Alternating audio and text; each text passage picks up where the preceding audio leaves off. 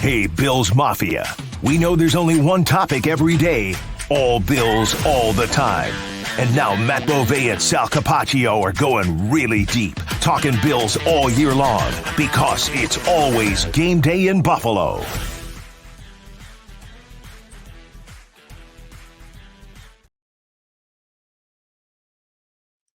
All right, welcome in everybody. Sal Capaccio, no Matt Bove today, unable to get our schedules coordinated for this particular post game. Bills lose 27-15 against the Pittsburgh Steelers on the road, and it was just not a good performance by the Buffalo Bills. I understand it's preseason. We all say that, we all know that, but we all watched what happened. The performance just not up to the Buffalo Bills standard. Simple as that. Sean McDermott said as much after the game. A lot of things to clean up. A lot of things went wrong. All that said, if you're going to have a performance like that, you'd like it to be in the preseason when the result doesn't actually matter on the scoreboard. One of the reasons I'm coming at you on a little bit later than normal, a lot of times we're going to try to do the post game right after the game, the morning after. This is a little bit later.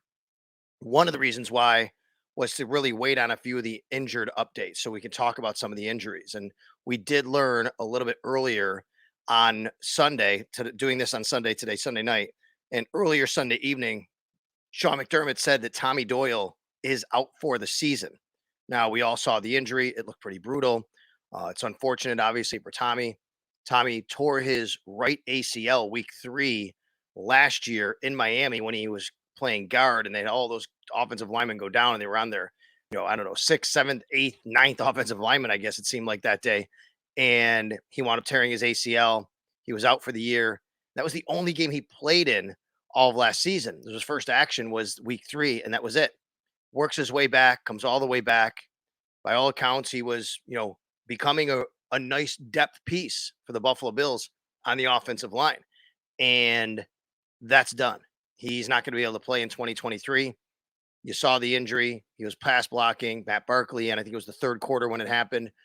He kind of turned a little bit, and then his knee and his leg, it buckled like a hyperextension, but you could tell there was much more than that when he went down, immediately grabbing for this time his left knee. They called for the cart after players were out there and coaches and trainers were out there. Took him into the locker room, and you knew it was going to be pretty significant. You were just hoping for the best, but unfortunately that wasn't the case, and that isn't the case. Tommy Doyle out for the season. Before I get to what they can do about Tommy Doyle and what the options are right now, I'll also just run through what Sean McDermott said about injuries as well beyond him. Matt Barkley, backup quarterback, hurt his elbow. I think it was on the play where it was a fumble forward. The Bills didn't challenge it, whether it was a fumble or not. I think it was, but they called it a fumble. Either way, that's the play that he hurt his elbow on. But good news on that. McDermott termed him day to day, so doesn't seem like anything of significance with that. Dawson Knox did not play in the game. And we learned right away during the game that that was because he had a finger injury and he was being held out because of that finger injury. Well, he's also considered day to day. In fact, McDermott, he met with the media at 4:30 on Sunday, and then they had a walkthrough. The team had a walkthrough after that, and McDermott said that Dawson Knox was most likely going to participate in that walkthrough. So obviously, that's good news as well. Puna Ford had gone to the tent earlier in the game. He had some sort of uniform issue. It wasn't a big deal. So anytime the tent goes up, I know I'm on the sidelines. I look at that. I see the tent go up and like something's going on. Puna Ford was in there. Anyway, Puna Ford's fine. Nothing with that. And then Terrell Bernard didn't play. He's still dealing with a hamstring injury. And this is a big storyline now because the Bills are still searching for a starting middle linebacker. And what they have on the roster just quite frankly hasn't been good enough yet for Sean McDermott and the defensive staff to think that someone can take charge and take hold of that spot. And we may be looking at again another week without Terrell Bernard. We'll see. It'd be great to see him come back and get a shot at winning that job. But right now it's Tyrell Dodson and AJ Klein. Beal Inspector mixed in as well. We'll get to that, but obviously the big news is Tommy Doyle's injury. And we'll talk about some of the things that happened in the game, but I think that's first and foremost, what's going on with this team. Now, let's remember a week ago, Brandon Shell announced his intention to retire. I don't think we actually heard from Brandon Shell, but basically the Bills said, he's going to retire.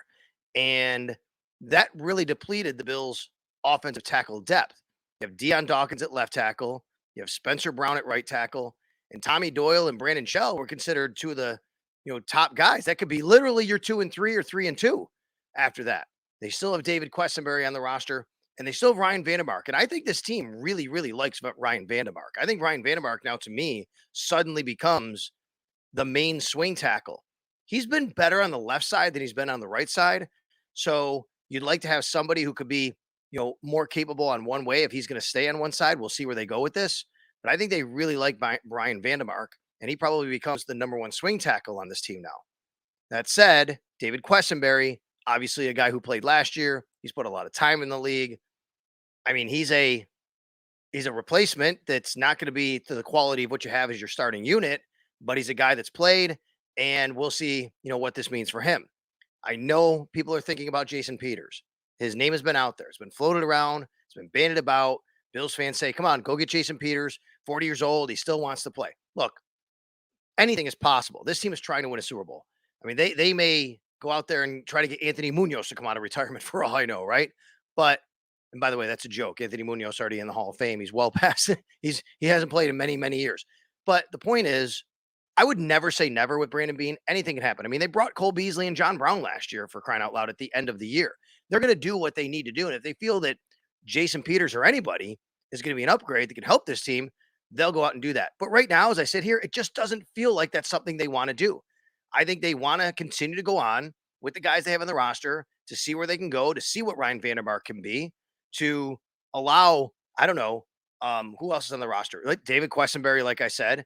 Is there anybody else? Oh, yeah, Ryan Bates. I want to bring him up. Ryan Bates, maybe that's an option. Ryan Bates is the backup interior offensive lineman for this team. Now, Osiris Torrance played a really good game, and I think he's about to lock up that starting right guard job. I'd be surprised at this point if Osiris Torrance doesn't actually step onto the field Monday night, September 11th, as a starting right guard for the Buffalo Bills. So that allows, as we've talked about before here in the podcast and on WGR when I'm on the air, that allows Ryan Bates to do what he does best, really, which is be the sixth man, the first guy off the bench, the guy that can fill in on the interior. But Ryan Bates actually can play 5 positions. The Bills have said that. Sean McDermott has mentioned that in the past. Ryan Bates played left tackle and I think right tackle. I know he played left tackle, if I remember correctly, for Deion Dawkins when Deion was out a couple of years ago in the preseason and in training camp. He's never done it in a regular season game. I'm not pinning my hopes on Ryan Bates becoming some great backup tackle. What I am telling you, though, is that is an option to make sure that he gets some reps there to have a little bit more insurance, a little bit more security. And look, if your backup interior guy can also be your backup exterior swing tackle guy, then, that really kind of solves a little bit of a numbers issue as well. But right now, the Bills do have a numbers issue. I mean, let's think about it. You have your starting unit is intact, and let's hope it stays that way. Mitch Morse at center, Connor McGovern, and what I think is Osiris Torrance at guard, and then Deion Dawkins and Spencer Brown at tackle. I know that Spencer Brown has not had the easiest go of it. Again, on Saturday, I don't think it was a very good game for him. He committed a couple penalties, one of which should not have been a penalty, by the way. The block in the back, not a block on the back. See my Twitter feed at Sal Sports. I wrote about it. I saw it. Eric Turner actually tweeted out video of the play. I quote tweeted it and said, this is not a block in the back. This is actually very, very good hustle. But he also had the holding penalty. And, as athletic as he is for a big man, he seems to struggle sometimes with just a change of direction and being able to reset and get his body and his hands where they need to go. And that's been a bit of an issue. But he is the starting right tackle for the Buffalo Bills. And so far right now, of course, the starting unit is still intact. And like I said, that's a good thing. But if you want some more depth, again, what are you looking at? Ryan Vandermark at tackle, David Questenberry at tackle. I think Ryan Bates could be a dark horse to get some reps there. If you want to keep Ryan Bates on the interior, that's fine. The Bills are, of course, going to work out some guys. They're going to make sure that they, can bring somebody in if they need to. They're going to have to by numbers anyway. Also on the roster, Ike Butker. He's really just an interior guy. David Edwards. I don't think David Edwards has tackle experience, but, you never know. A guy like that, he's been in the league a while, 4 years, really a main starter with the Rams for a while. You never know with a guy like that. Alec Anderson, more of an interior guy. Richard Garage is on the roster. I just think he's a long way away. Richard Garage is a undrafted free agent out of Florida. So I think he's a ways away from, being to the level that they can count on as far as a, backup tackle here on the Buffalo Bills. So those are some of the options. And of course, it's good to see Matt Barkley only be day to day, but there was a quarterback competition. There still is a quarterback competition, according to Sean McDermott, as well as Matt Barkley played a week ago against the Colts, going 14 of 15. And Kyle Allen had, some ups and downs. I thought it was kind of reversed on Saturday. Matt Barkley threw 3 interceptions and he fumbled the ball. He had 4 turnovers. I thought Kyle Allen threw the ball really well. He was actually 7 of 12. 7 of 12, I think his rate was. I have to go back and look exactly what his stat line was. Let me see. I think I have that here. But he was, here it is right here. I don't want to steer you wrong on the actual numbers. He was 12 of 15. There you go. 7 of 12 for Barkley, my fault. 12 of 15 for Kyle Allen, 112 yards, threw a touchdown, had a quarterback rating of 120. I thought he played really well. That was a big night for Kyle Allen, I think, to make sure that he can maybe secure that backup quarterback job, which they envisioned him having when they started him. But as we go forward, looks like both quarterbacks, all 3 quarterbacks, thank goodness, Josh Allen as well, healthy after a game in which the starters started. Let's talk about those starters. They did not play the kind of game that Sean McDermott or them had hoped for. 27-15, the Bills lose to the Pittsburgh Steelers. And really from the jump, this game did not go right for the Bills. On the opening kickoff, actually the opening kickoff was good for the Bills. A guy that had a nice game, Cameron Klein, flew down there and had a nice tackle. But then the Steelers, they have a first down. They go to a third down. They get another first down. And then bam, a 62-yard run. And Jalen Warren on the run, a 62-yard run. Just not the kind of start the Bills wanted, obviously. Not something you normally see from the Buffalo Bills, from their starting unit. I mean, you put your starters out there, you don't expect Jalen Warren or anybody for that matter to go 62 yards from scrimmage on the ground. Bad run fits, guys chasing the play, Jordan Poyer with a bad angle. Now, I will say this, all right? Nobody's game planning here in the preseason. And the Bills are kind of doing what they normally do. Like they're going to play it like they would. And maybe you say, okay, these are things that the Steelers like to do. Let's make sure we're a little bit buttoned up. No excuse here. But on the play, credit the Steelers. They went with a misdirection.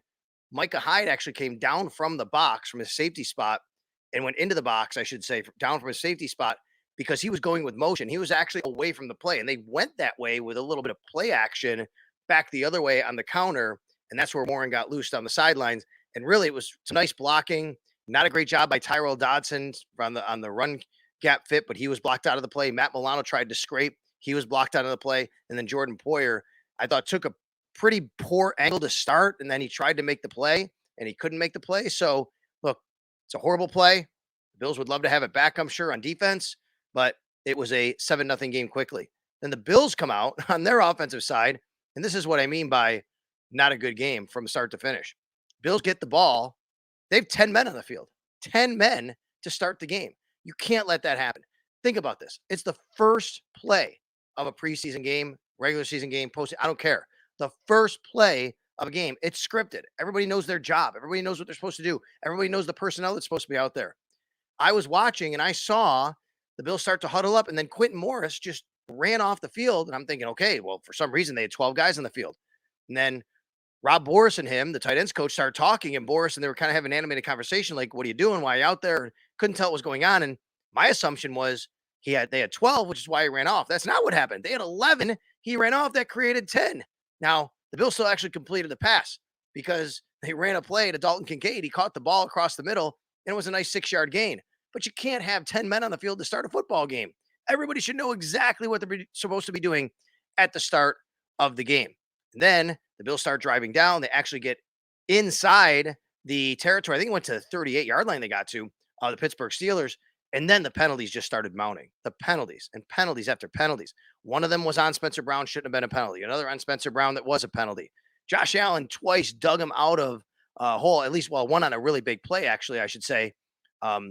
Josh throwing the ball a 35-yard gain on 2nd and 24 to Gabe Davis, but that gets nullified because of a penalty on Spencer Brown. They also had a Connor McGovern false start on the same drive. Everything was just going wrong for the offense. And by the way, while Josh was on that drive and the next drive, it goes a little bit unnoticed in this game. I thought Josh Allen threw the ball really, really well. He was on point. He was on target. I thought it was a really nice sign for the Buffalo Bills quarterback, especially some of the receivers like Dalton Kincaid he was hooking up, which I'll get to Dalton Kincaid here in just a little while.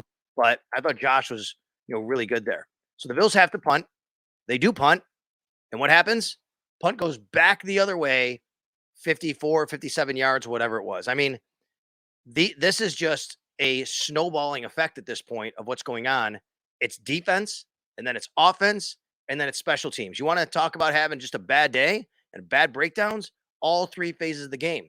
Bad day, bad breakdowns. The very next play, give credit to Kenny Pickett and Pat Fryermuth. I mean, Kenny Pickett made a fabulous throw right by the ear hole of Matt Milano, and Fryermuth had to actually make an adjustment. This wasn't a bad throw. The adjustment was because Kenny Pickett put in the one spot that his tight end could get it. And sure enough, he did. He caught the ball as he's going into the end zone. Bing, bang, boom. Less than 5 minutes into the game, it's already 14-0 Steelers. I mean, the Bills had only touched the ball one time and had basically more penalty yards than they had regular yards. And then the Steelers are already up 14-0. So it was a disastrous beginning right from the start. Then the Bills get the ball back. They go 3 and out. And what happens on the punt? It gets tipped. The punt gets tipped. It only goes 28 yards, 25 yards. Some of these yardages I don't remember exactly. I wrote about them, and I'm looking through the game book. But either way, the point is, Sam Martin gets his punt blocked, tipped, not completely blocked, just a little bit tipped. But these things can't happen. I mean, guys are fighting for spots. You're trying to see the evaluation of players. And maybe they players out there, the only thing I'd say that could be, okay, well, maybe this is why. Maybe you have players out there that you're not normally going to play, but you got to see them. You got to make sure you give them every single chance to make the roster, make the team, make an impression. So you put somebody out there that might not totally be the guy that's going to be there when the regular season starts, even with the starters in these situations. And maybe that's why it happens. But man, it was just a bad start all around for the Bills, and then kind of finally slowed down a little bit. Both teams started putting their backups in. You had a bit of an even contest, and the Steelers just still dominated because the Bills kept giving in the ball. And that was really Matt Barkley throwing some interceptions, and then he had the fumble that went to the Steelers. The Bills did have a fumble of their own. They recovered on a bad snap, actually, by the Steelers. Cameron Klein, that guy again, I thought he had a good game. He actually recovers the ball at the 2-yard line, and the Bills wind up scoring. The Bills actually had a really nice goal line stand in this game. They committed a couple of penalties. You remember the Cleveland goal line stand years ago where the Cleveland had like 8 plays or 10 plays inside the Bills' 5-yard line or even 3-yard line because the Bills kept giving them penalties and more plays with stopping them. They kept doing that in this one, but ultimately the Steelers scored on what would be really the last offensive play of the first half. But that was a really nice sign that they were able to buckle up when they needed to in that situation. Unfortunately, they couldn't prevent it in the end. That one last play for the Steelers they did get, but they had 6, 7 plays, I think it was, inside the 5-yard line, given the penalties. And the Bills actually did a really nice job. I talked about Spencer Brown a little bit. If you go to my arrow up, arrow down column, WGR550.com, he got an arrow down. I just thought it was a poor performance overall by the offensive line. I thought that, he obviously didn't play very well. One of those reasons was because of the penalties. And man, the penalties were a story. A week ago against the Colts, Sean McDermott was unhappy because the Bills had 8 penalties. They had 12 in the first half in this game. 12 for what? 96 yards, 93. No, they finished with 13 for 93. So one penalty in the second half. I mean, yeah, that's a win there, right? One penalty in the second half, 12 penalties in the first half by the Buffalo Bills. Those are things that just have to be cleaned up, especially pre-snap penalties. Can't have those pre-snap, false start, offsides, neutral zone infractions, things like that. Motion, lining up wrong. Those are just unacceptable penalties that you can't have. The pass protection, not really good. Now, the Bills aren't game planning, and this is a good Steelers front, but Josh Allen was under duress a little bit too much. Matt Barkley was, not as much Kyle Allen, but the Bills gave up too much pressure. They have to do a better job than that. They have to do a better job on blocking as well. Only 3 yards on 3 carries for James Cook. I mean, the second play of the game, it's a 2nd and 4, I think it is, maybe even 2nd and 2, whatever it was. James Cook doesn't go anywhere and brings up a 3rd down right away. I mean, those are short second downs that you need to convert to keep the chains moving, or at least get a yard or two to make it a very, very short 3rd down, and you don't put your quarterback in your offense in a pretty bad spot. The punt return against the tip punt, I'm looking through my arrow down, and the middle linebacker play got an arrow down. Now, Sean McDermott said earlier in the week, last week, that the middle linebacker spot needs improvement, said it's an area of concern for him as far as the leadership of it, lining up the defense, the communication, everything that goes into it. And I don't think it got much better from a play standpoint on Saturday, but McDermott did say he thought that both Tyrell Dotson and AJ Klein ran the defense well. That's not saying they played well, and I'm not telling you say they played poorly. What I'm telling you, what he said is that he thought that they ran the defense well. That is different than actually judging their performance other than running the defense. It was mostly Tyrell Dodson and AJ Klein. Balen Spector got a little bit of run there. I still wonder, is the starting middle linebacker of the Buffalo Bills in 2023, the majority starting linebacker for most of the games, is he not on the roster right now? Are they going to go on the waiver wire when cuts are announced and everybody has to get down to 53 and a week from now? Are they going to look for somebody? Are they going to try and make a trade? I'm not really sure. I mean, we're talking about offensive tackle, right tackle. We're talking about middle linebacker, a couple of different spots here where I think the Bills are in a spot and they have to figure out what they're going to do. And again, maybe Terrell Bernard comes back and winds up winning that job. We've seen what AJ Klein can do. We've seen what Tyrell Dodson can do, and they can be very good at times. They can also cost you because of their own limitations. So let's see where this goes this week. The Bills have 1 week left in the preseason. They'll play the Chicago Bears on Saturday, and then final cuts on August 29th, which is a week from what day is August 29th? Hold on. What is the 20th?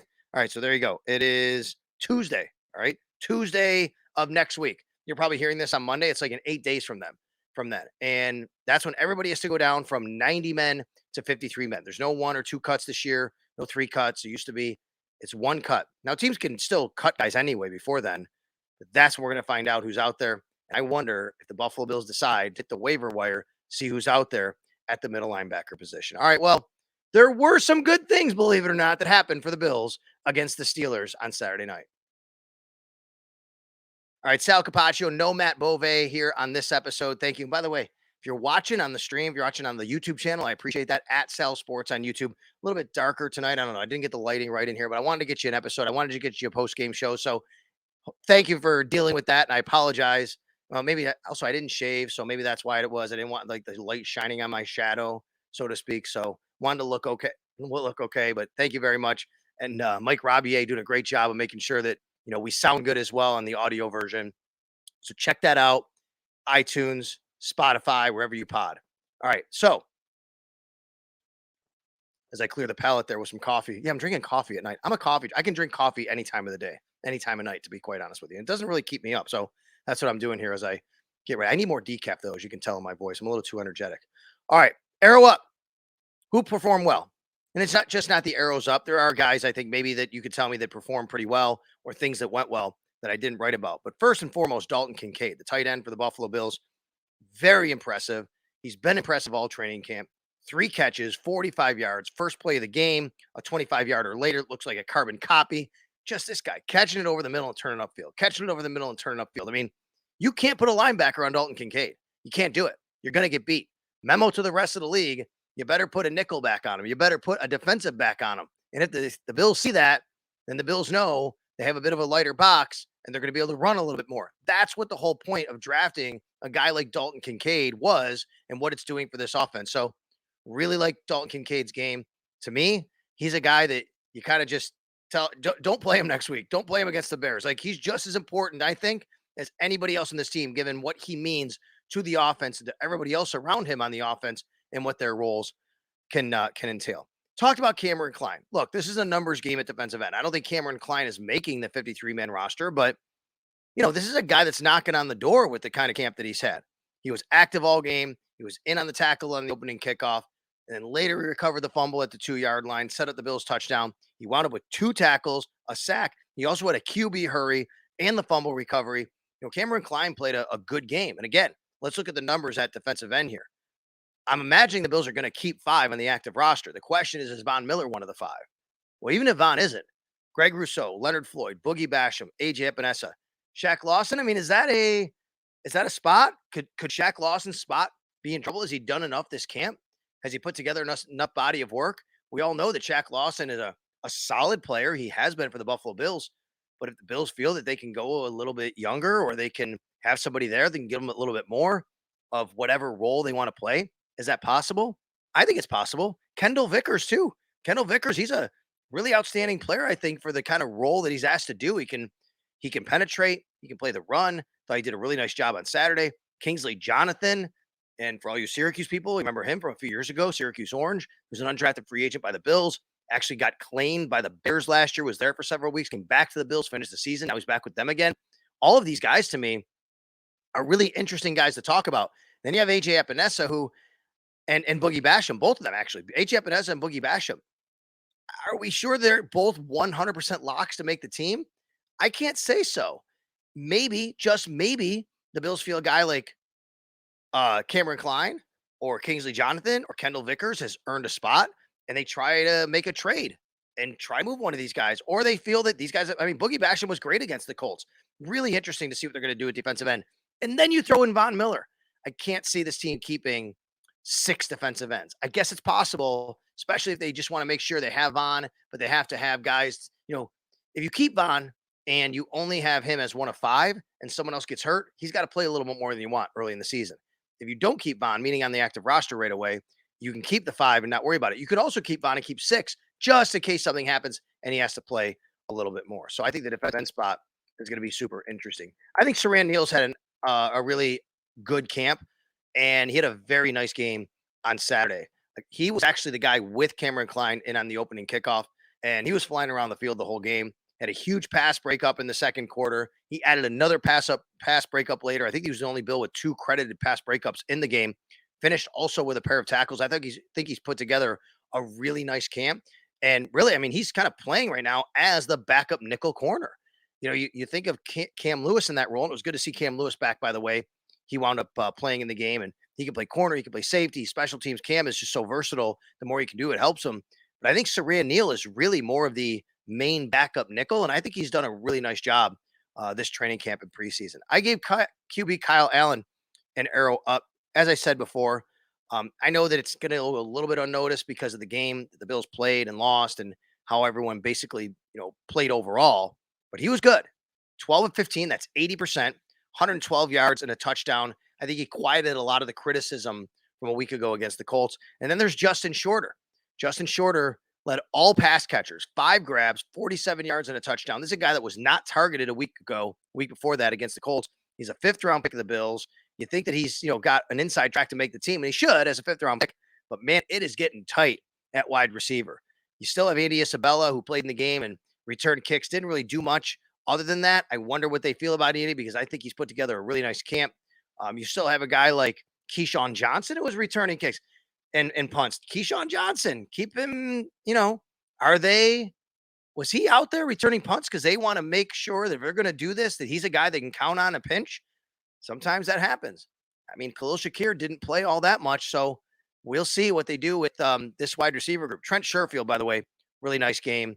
Had a great catch. A throw. Was that from, I think it was Barkley who threw the one into traffic. He took a shot and he held on. There's going to be some, there are going to be some really tough choices and decisions at wide receiver, including Tyrell Shavers, Marcel Aitman. I think those guys also have made cases maybe, to make the team. So Kyle Allen, Justin Shorter, they hook up for that touchdown late.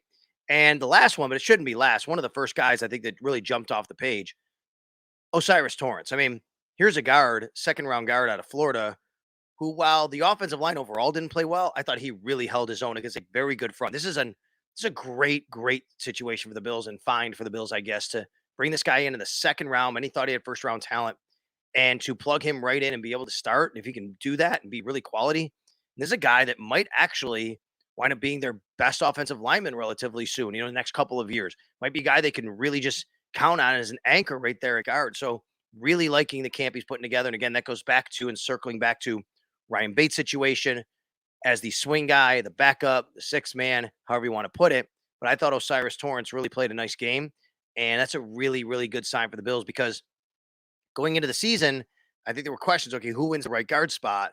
And now that we're here with this tackle situation, you don't want to make that any worse, because Connor McGovern's going to be fine. Mitch Morse is going to be fine. If O'Cyrus Torrence is going to be fine, look, I mean, that's a really nice interior offensive line for the Buffalo Bills. So the Bills are going to take on the Chicago Bears this coming Saturday. It is preseason game number 3. It's the final preseason game. We don't know yet if any of the starters are going to play. Now, traditionally, you'd think that they would not, but the way that this team played, the way the starters played last week, this past game against the Pittsburgh Steelers, I mean, I wouldn't be totally shocked if Sean McDermott said, you guys got to give me more. I got to see more out of you.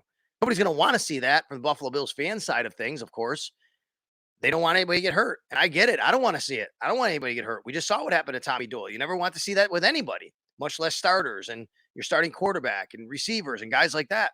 But maybe Sean McDermott feels different. We'll find out later in the week. We'll keep you updated. Follow me on Twitter at Sal Sports, of course, WGR550.com. All right, short and sweet post-game wrap-up. Bills lose 27-15 to the Pittsburgh Steelers. They have practice the rest of this week. They're off on Monday. They'll get back after it Tuesday, Wednesday, Thursday, travel day on Friday to Chicago. 1 p.m. kickoff against the Chicago Bears for preseason game number 3. Final cuts, only cuts, basically mandatory on that Tuesday following it. And then it's off to the races getting ready for the New York Jets on Monday night, September 11th at the Meadowlands and MetLife Stadium in New Jersey. All right. In the meantime, Matt will be back next time we chat, and I look forward to it. Whether you're watching, you're listening, appreciate it. Again, download, subscribe, iTunes, Spotify, wherever that is. And on the YouTube channel, if you're listening to this, if you're just doing audio, go to YouTube, go to Sal Sports on YouTube. Lots of stuff there. I got my series with Eric Turner called Guide to the Gridiron. We're literally just breaking down football at the very, very, very base level of terms and terminology so everyone can understand the very basics of football. Got some great feedback on that. Check that out. I got a lot of other cool things planned for the YouTube channel as well, so check it out at Sal Sports. In the meantime, once again, thank you to Mike Rabier, our producer, and we'll talk to you on It's Always Game Day in Buffalo.